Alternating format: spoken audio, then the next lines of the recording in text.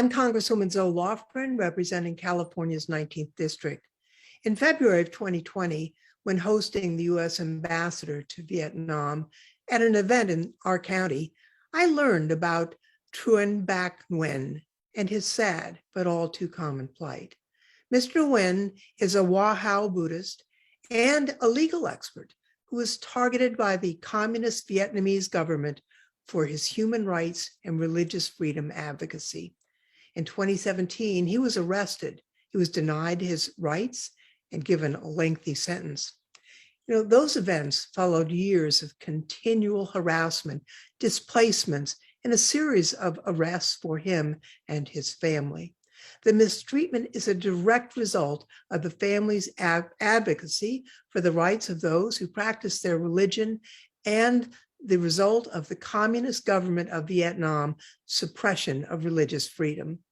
I knew I could not sit back after learning about this situation, so I contacted the Tom Lantos Human Rights Commission to make it crystal clear that I stand behind Mr. Nguyen by adopting him through the Defending Freedoms Project. I strongly have urged the Vietnamese government to immediately release the religious freedom fighter, this Mr. Nguyen, back to his family. And I strongly support the global campaign to free Truong Bac Nguyen.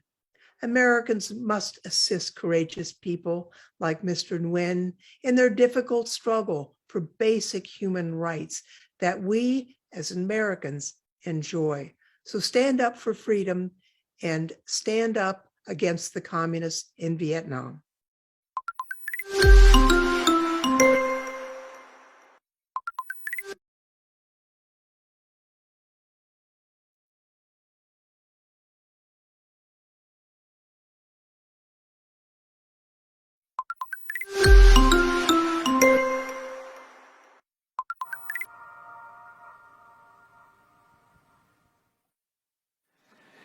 We all need heroes, and Nguyễn Bắc Truyển is a true hero. And like all good heroes, he inspires us. In the midst of oppression, he stood up strong. In the midst of tactics to dehumanize him and others, he's reminding us of the infinite worth of all human beings. And in the midst of efforts to stifle his voice, he's still able to communicate with us. It's said that in the midst of oppression, standing up for yourself may be noteworthy because it can be very, very difficult. Standing up for one's own community is admirable. But standing up on behalf of others when you yourself are being oppressed, that is truly courageous. And that courage that Nguyễn Bắc Truyển has shown us inspires us.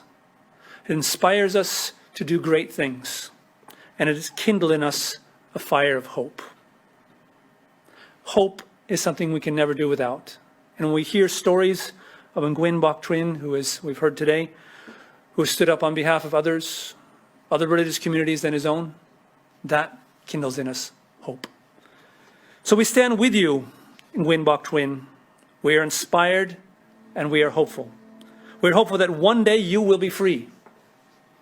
And not only you, but all other prisoners of conscience in Vietnam and around the world, members of religious communities who are marginalized and oppressed, that one day they will also be free.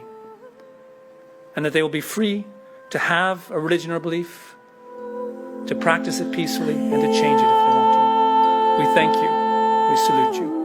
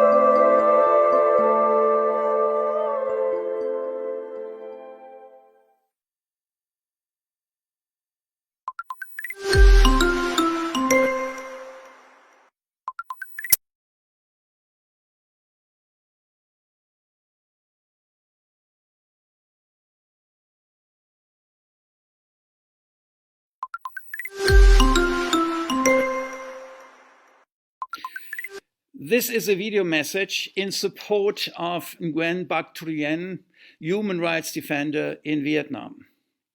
My name is Heiner Bielefeldt. I'm the former United Nations Special Rapporteur on Freedom of Religion or Belief. I met Truyển when conducting a fact-finding mission in Vietnam back in 2014, in my then capacity as Special Rapporteur. The mission had taken place on the invitation of the Vietnamese government. As part of such fact-finding missions, it's very important to get in touch with many, many people. And for that to be possible, one needs to have interlocutors, people supporting such a mission. Truyển was one of our most committed supporters. Because he's well connected in Vietnam, he knows people from different parts of the society, including also religious minorities. And I got to know him as a very passionate human rights defender who really wants to improve the society. He works for the betterment of the Vietnamese society and certainly is, in his own way, a Vietnamese patriot.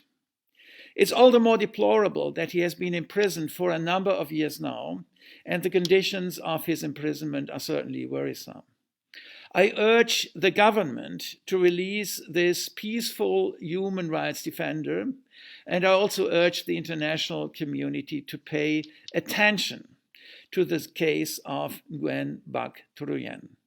Thank you very much.